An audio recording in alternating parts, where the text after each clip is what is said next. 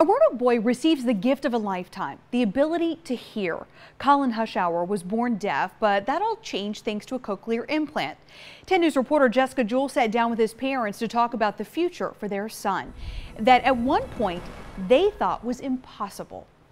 Colin Hushauer seems like your typical 5-year-old. He plays and a chase toy. He laughs. He sings. Yellow sun and banana too. But Colin's life is a little more difficult than most. Is a word a very long word for you? Deaf. I'm deaf.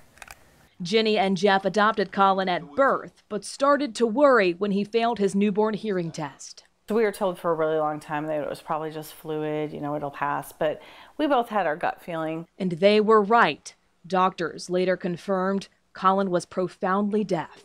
Will he ever utter mommy, daddy? Will he hear us tell him, I love you? It was like nothing. I couldn't hear anything.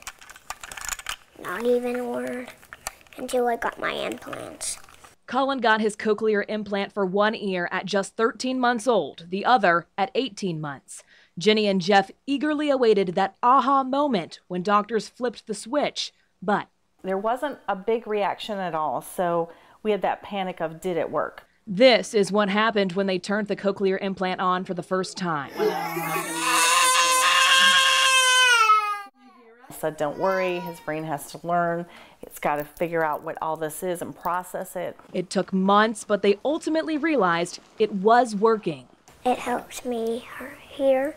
That's the greatest gift, is to hear him sing, to hear him say, I love you, mommy, I love you, daddy. He can do much more than that, though. In fact, his doctors say he's ahead of the curve, learning at the level of a 7- or 8-year-old. I expect the best from him, and honestly, he delivers. Colin embraces what makes him unique. I think for my red hair. And with that, I think the sky's the limit. Words the Hushauers are happy to say, but even happier, Colin can hear.